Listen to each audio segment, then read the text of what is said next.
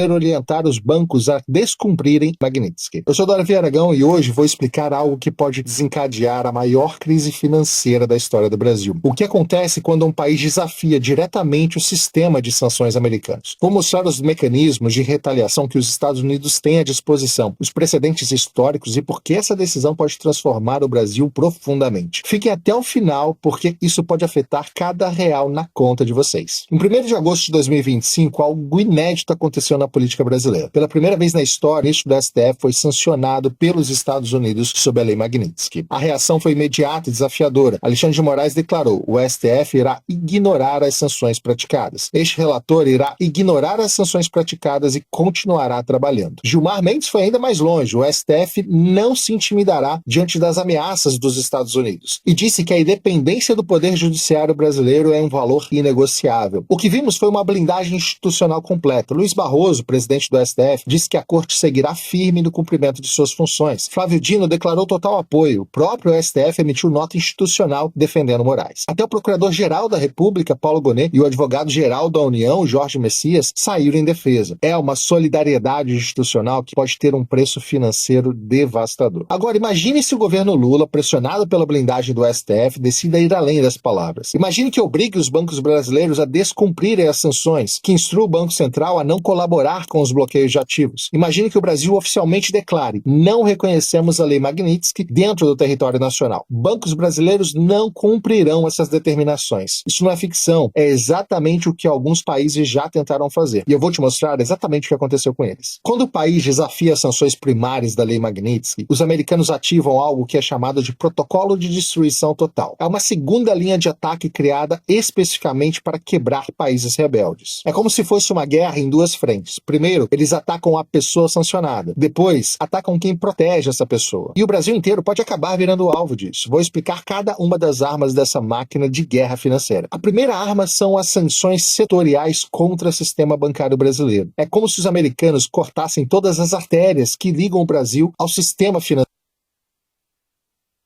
O mecanismo funciona assim: eles criam uma lista negra secundária. Se bancos brasileiros conscientemente descumprirem sanções do Magnitsky, entram automaticamente nessa lista. E aqui está o truque perverso: não precisam sancionar todos os bancos, basta sancionar 2 ou 3 bancos. Imaginem o Banco do Brasil sendo incluído na SDN List. Resultado: o banco não pode fazer mais correspondent banking com qualquer banco americano, não pode processar pagamentos em dólares, não pode participar de financiamentos de comércio exterior. Mas a coisa fica ainda pior. Por causa da regra de contaminação, qualquer banco brasileiro que fizer negócios com o Banco do Brasil sancionado também fica sob suspeita. É como uma doença que se espalha pelo sistema inteiro. 48 horas, todos os grandes bancos brasileiros estariam isolados. Itaú, Bradesco, Santander, todos cortados do sistema financeiro global. É a morte clínica do sistema bancário nacional. Protocolo de escalada automática. Aqui está o que torna essa arma tão terrível. Ela tem escala automática. Os americanos criaram um protocolo que funciona como uma máquina de guerra sem piloto. No dia 1, o primeiro banco é sancionado. No dia 3, bancos correspondentes americanos cortam relação. No dia 7, sistemas de pagamentos internacionais bloqueiam transações. No dia 15, bancos europeus cortam relações por medo de contaminação. No dia 30, o sistema bancário brasileiro está completamente isolado. É uma máquina que funciona sozinha, não precisam de nova decisão política. Tudo acontece automaticamente. E aí entra um efeito dominó tecnológico, o apagão digital. A segunda onda de ataques vem pelas empresas de tecnologia. E aqui está onde a coisa fica verdadeiramente aterrorizante. Amazon Web Services hospeda 60% da infraestrutura digital dos bancos brasileiros. Microsoft fornece sistemas operacionais para quase todos eles. Oracle roda base de dados. Cisco conecta as redes. VMware virtualiza todos os servidores. Quando um país é marcado como não compliance com sanções, essas empresas entram em pânico total. Não porque odeiam o Brasil, porque tem terror de perder acesso ao mercado americano. A Amazon fatura 500 bilhões de dólares por ano, sendo que 70% disso vem dos Estados Unidos. Ela não vai arriscar esse negócio para proteger alguns bancos brasileiros. É uma matemática simples. Vou descrever exatamente como seria o apagão tecnológico. Na semana 1, o serviço de hospedagem da Amazon anuncia revisão de compliance, que é um eufemismo para vamos ter que cortar vocês. Bancos brasileiros têm 30 dias para migrar de servidores. Na semana 2, a Microsoft cancela as licenças de Windows Server. A Oracle bloqueia atualizações de segurança e a Cisco para com suporte técnico. técnico. Na semana 3, a Google bloqueia as APIs de pagamento. A Apple remove os aplicativos bancários dos sistemas da App Store. Samsung Pay para de funcionar. Na semana 4, toda a infraestrutura tecnológica dos bancos brasileiros está em colapso. Até o Pix pode parar de funcionar com isso. Cartões de crédito, então, nem se fala, quase todos de bandeira americana. A Internet Bank completamente sai do ar. É como se alguém desligasse a eletricidade de todo o sistema financeiro nacional simultaneamente. A segunda arma poderosa é o sequestro das reservas internacionais brasileiras. E aqui vem uma informação que vai chocar vocês. O Brasil tem 370 bilhões de dólares em reserva. Sabem onde 280 bilhões estão guardados? Em bancos americanos, europeus e treasuries do governo americano. É como guardar suas economias justamente na casa do inimigo. Os americanos não chamam isso de confisco. Eles usam termos técnicos, investigação de compliance, revisão de origem de fundos, auditoria de antilavagem, mas o resultado é o mesmo, o dinheiro fica totalmente congelado. O processo funciona mais ou menos assim. O Treasury Department, o Departamento do Tesouro, abre uma investigação administrativa sobre as reservas brasileiras. Alegam suspeita de que o dinheiro pode ser usado para facilitar violações das sanções aplicadas pela Lei Magnitsky. Durante a investigação, que pode durar anos, as reservas ficam totalmente bloqueadas. O Brasil não consegue acessá-las, não consegue vender os títulos do Tesouro Americano que possui, não consegue movimentar qualquer tipo de depósito. É como se o Brasil acordasse um dia e descobrisse que 75% das suas reservas internacionais viraram papel de parede. Do dia para a noite, o país fica sem capacidade de defender a sua moeda. A terceira arma, a desconexão do sistema SWIFT, é a arma nuclear do sistema financeiro internacional. SWIFT não é americano, ele é belga, na verdade, mas está totalmente dominado pelos americanos. Ele tem poder de veto sobre qualquer tipo de decisão, e quando os americanos pressionam, os europeus sempre cedem. O processo tem 3 fases. Primeiro, fazem a ameaça. SWIFT está revisando a participação de bancos brasileiros devido a violações de compliance de sanções. É um tiro de advertência. Bancos internacionais ficam apavorados, começam voluntariamente a reduzir transações com o Brasil. É como se o Brasil começasse a ficar com lepra financeira. Segundo, começam o isolamento seletivo. Bancos brasileiros ainda podem usar o SWIFT, mas com muitas restrições. Transações começam a demorar muito mais do que o tempo normal, e os custos ficam ainda maiores para as transações vindas do Brasil. É como se transformassem todas as autoestradas em estradas de terra e completamente esburacadas. Você ainda consegue chegar no seu destino, mas vai demorar 3, 4 vezes mais tempo, além de custar muito mais caro. E o terceiro, se o Brasil continuar resistindo à desconexão total, bancos brasileiros são simplesmente expulsos do sistema SWIFT. Resultado, o Brasil vira uma ilha financeira sem poder negociar com qualquer lugar do mundo. Não consegue receber pagamentos de exportações, não consegue pagar importações realizadas, o comércio internacional brasileiro para completamente, entrando em total colapso. A quarta arma, transformar commodities brasileiras em produtos tóxicos. É uma arma de destruição massiva econômica. O Brasil exporta 280 bilhões de dólares por ano, 65% são commodities, soja, milho, café, minério de ferro, petróleo. Imaginem se esses produtos virassem radioativos comercialmente, ou seja, ninguém poderia comprar do Brasil sem sofrer algum tipo de sanção dos Estados Unidos. Os americanos criam o que chamam de lista de contaminação comercial. Qualquer empresa que comprar commodities brasileiras, enquanto o Brasil proteger sancionados pela Lei Magnitsky, pode ser também sancionada. É uma estratégia de terror psicológico. Eles não precisam sancionar todas as empresas. Basta sancionar 2 ou 3 grandes, como exemplo, que todas as demais irão seguir. Imagine que sancionem as americanas Cargill e Youngster Daniels Midland por comprarem soja brasileira, que são grandes compradores. No dia seguinte, todas as outras trade companies param de comprar com medo de também serem sancionadas. É como se criassem uma epidemia de medo no mercado de commodities. O Brasil vira párea comercial do dia para a noite. A quinta arma, uma que pouca gente conhece, mas é devastadora: pressão sobre as seguradoras internacionais. Todo comércio internacional depende de seguros. Navio carregando soja precisa de um seguro marítimo. Avião carregando café vai precisar de seguro de carga também. Até a refinaria de petróleo precisa de seguro de responsabilidade civil. E 95% das seguradoras internacionais são americanas ou europeias. A Lloyd's de Londres, a AIG, a Zurich, Allianz. Quando americanos pressionam, elas param de segurar cargas brasileiras. Resultado, navios param de sair dos portos brasileiros. Aviões param de carregar produtos brasileiros. É como se o Brasil fosse declarado não segurável. O olho que tudo vê. E aqui está o ponto mais aterrorizante. Os americanos têm tecnologia para detectar qualquer tentativa de burlar essas sanções em tempo real. Eles criaram algo que chamam de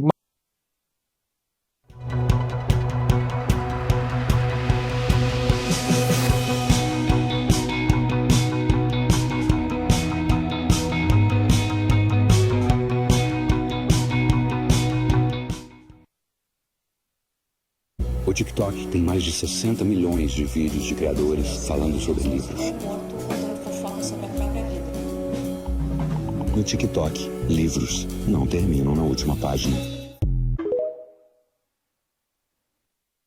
Que chamo de Matrix Financeira. É um sistema de inteligência artificial que monitora trilhões de transações globalmente, 24 horas por dia. Cada transferência bancária gera 200 pontos de dados: origem, destino, valor, horário, tipo da moeda, bancos intermediários, código SWIFT, até localização geográfica dos dispositivos usados. Inteligência artificial processa esses dados em tempo real. Machine Learning identifica padrões suspeitos. Se você transferir dinheiro para alguém sancionado usando um banco intermediário lá em Singapura, eles detectam em apenas 30 segundos. Mas vai além da tecnologia. Eles criaram uma rede de informantes digitais. Exchanges de criptomoedas, por exemplo, reportam transações suspeitas. Fintechs vão compartilhar dados de compliance e até empresas de cartão de crédito também viram espiões. É como se cada transação financeira no mundo fosse monitorada por um exército de algoritmos e também de delatores digitais. Para entender o poder dessa arma, veja o que fizeram com a Rússia em 2022. Em 72 horas, destruíram a economia russa. No dia 1, sancionaram os bancos russos. No dia 2, cortaram acesso ao SWIFT. No dia 3, congelaram 300 bilhões em reservas do Banco Central Russo. Resultado? O rublo desvalorizou 50% em uma semana. A inflação disparou 20%. O PIB do país contraiu 8% só no primeiro ano. E aqui está o detalhe principal. A Rússia teve 15 anos para se preparar para essas sanções. Criou sistemas alternativos, acumulou ouro, fez parcerias com a China e, mesmo assim, a economia russa foi praticamente devastada. Vou dar exemplos mais detalhados de países que desafiaram o sistema americano. O caso do Irã, a lição de resistência. Entre 2010 e 2018, o Irã tentou resistir às sanções nucleares, criou um sistema bancário alternativo, usou permuta de mercadorias e até criou uma moeda digital própria. Os americanos responderam com sanções secundárias massivas, cortaram qualquer empresa que fizesse negócio com o Irã do sistema financeiro americano. O resultado veio em números. O PIB iraniano caiu 25% em 5 anos. A moeda se desvalorizou 90%. As importações caíram 80%. O país quase entrou em um colapso social. Só em 2018 o Irã capitulou e aceitou negociar um acordo nuclear. Mesmo assim, muitas sanções continuam até hoje. Outro caso da Venezuela, uma morte lenta. Venezuela tentou proteger funcionários sancionados usando bancos privados e empresas estatais. Os americanos escalaram gradualmente. Primeiro sancionaram Maduro, depois ministros, depois toda a PDVSA, que é a principal estatal petroleira da Venezuela, além do Banco Central e finalmente toda a economia venezuelana. O resultado disso é mais do que conhecido, né? O PIB venezuelano caiu 75% em 8 anos. A hiperinflação destruiu a moeda. 7 milhões e meio de venezuelanos deixaram o país, o que é 25% de toda a população. A Venezuela hoje é um cadáver econômico. Hoje produz apenas 10% da sua capacidade, o que antes eram 3 milhões de barris de petróleo por dia, hoje são apenas 300 mil. Já o caso da Coreia do Norte, um isolamento eterno. A Coreia do Norte criou um sistema financeiro paralelo mais sofisticado que existe. Bancos em Macau, empresas fantasmas em Hong Kong, até hackers cibernéticos para roubar dinheiro. Americanos simplesmente declararam: qualquer banco que toque em dinheiro norte-coreano será banido do sistema americano. Resultado: isolamento financeiro total há mais de 20 anos. O país só sobrevive porque China viola as sanções secretamente. Mesmo assim, a economia está em colapso permanente. A lição desses casos é clara: não importa quais alternativas você crie. Se os americanos decidirem te quebrar financeiramente, eles vão conseguir. O sistema financeiro global é como uma teia de aranha gigante e os americanos estão no centro dela. Qualquer vibração na teia, eles vão sentir. Qualquer movimento suspeito, eles vão atacar. O Brasil está completamente vulnerável. Mais vulnerável que o Irã, mais vulnerável que a Venezuela e mais vulnerável que até mesmo a própria Rússia. Isso porque a nossa economia é totalmente integrada ao sistema americano. Agora, vou simular exatamente o que aconteceria se o Brasil desafiasse as sanções Magnitsky. É um exercício de análise de risco que todo brasileiro precisa entender. Primeira semana, os americanos enviariam um ultimato formal. O Brasil tem 7 dias para instruir seus bancos a cumprirem as sanções contra Alexandre de Moraes ou enfrentará sanções secundárias. O governo brasileiro responde: não reconhecemos autoridade americana sobre nosso sistema judiciário. Os bancos brasileiros não cumprirão essas sanções. Wall Street Journal, Financial Times, Bloomberg começam cobertura 24 horas desse evento. Investidores internacionais entrariam em pânico imediato. imediato, o risco do país dispara. Na semana seguinte, as primeiras retaliações começam. Primeira onda de sanções secundárias. 3 bancos americanos cortam o sistema de correspondent banking com o Banco do Brasil, Bradesco e Itaú, os maiores do país. Resultado imediato disso, o dólar salta de 5,50 para 7 dólares em uma semana apenas. A bolsa despenca praticamente uns 30% e a fuga de capital supera os 20 bilhões de dólares. Empresas começam a cancelar importações aos montes, não conseguem mais obter cartas de crédito, por exemplo. Os portos param de receber navios que dependem de financiamento internacional. Na terceira semana, as empresas de tecnologia entram no jogo. Microsoft avisa que vai cancelar licenças de bancos brasileiros em 30 dias. Amazon suspende novos contratos com bancos brasileiros. Google bloqueia sistemas. Agora, vou explicar algo que nenhum político quer te falar. O preço humano real que os brasileiros pagariam se o governo decidisse proteger Alexandre de Moraes. Não é sobre economia abstrata não, tá? É sobre vida e morte. O primeiro impacto seria uma catástrofe sanitária sem precedentes. Eu vou te explicar por quê. Não é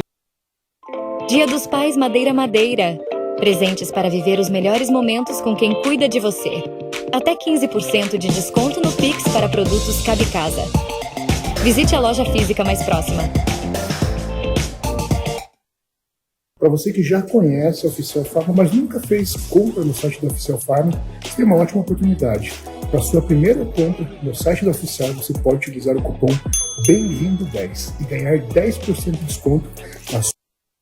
Não é exagero. E aqui está um dado que vai chocar vocês. O Brasil importa 95% dos ingredientes farmacêuticos ativos. Significa que 95% dos medicamentos vendidos no Brasil dependem de importações. Insulina para diabéticos, quimioterapia para pacientes de câncer, medicamentos para HIV ou remédios psiquiátricos. Sem acesso ao sistema financeiro internacional, laboratórios estrangeiros param de aceitar pagamentos brasileiros. É como se cortassem o oxigênio de um sistema de saúde nacional inteiro. Além disso, em relação a equipamentos médicos, seria ainda pior. O Brasil importa 80% dos equipamentos hospitalares. Marca-passos, desfibriladores, máquinas de hemodiálise, tomógrafos, respiradores. Imaginem hospitais com pacientes de UTI e os respiradores parando de funcionar porque não conseguem importar peças de reposição, por exemplo. Não conseguem pagar fornecedores estrangeiros. Cirurgias cardíacas canceladas porque não há como importar válvulas. Transplantes suspensos porque não há como pagar medicamentos anti-rejeição. Em 6 meses, teríamos uma crise humanitária comparável a uma guerra, praticamente.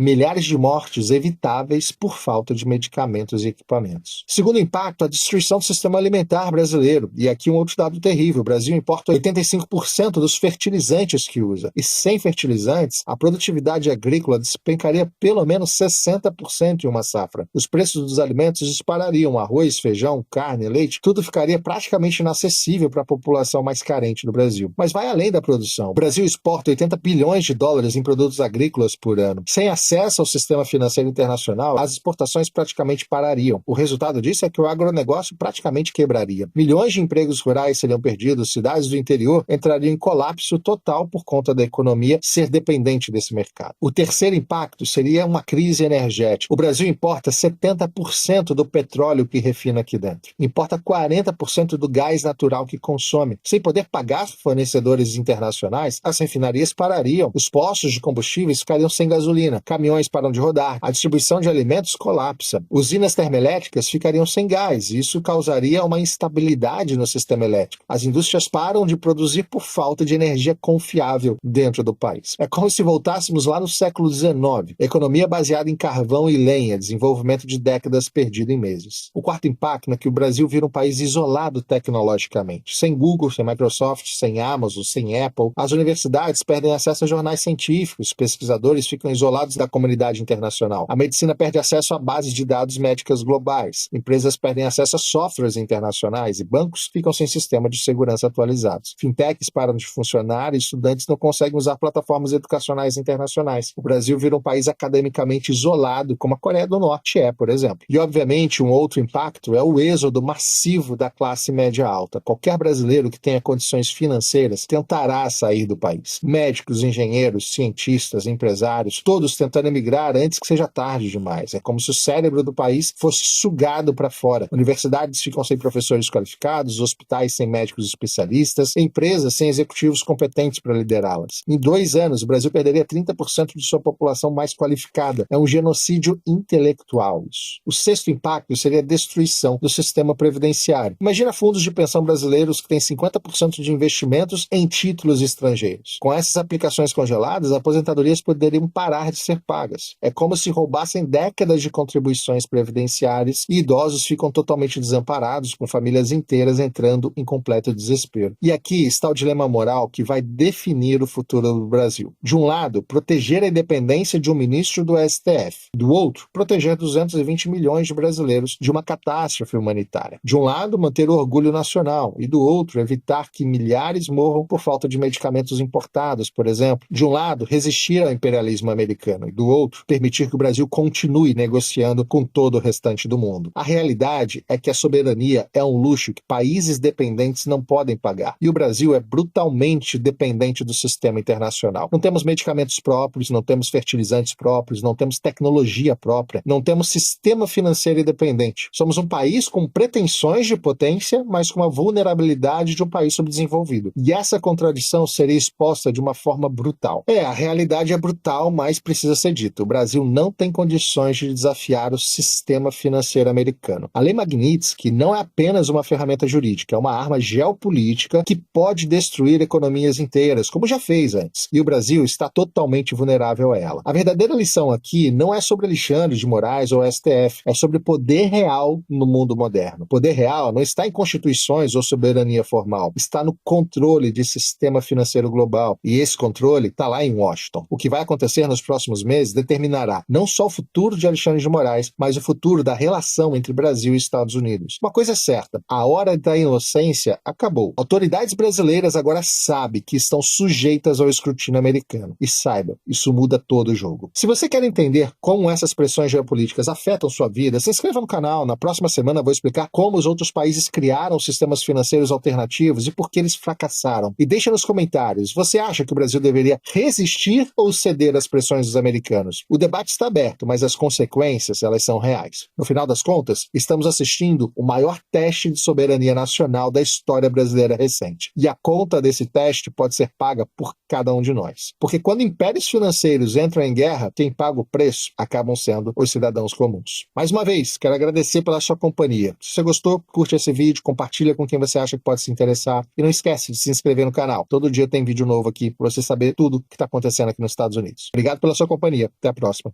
Tchau. Nesse momento,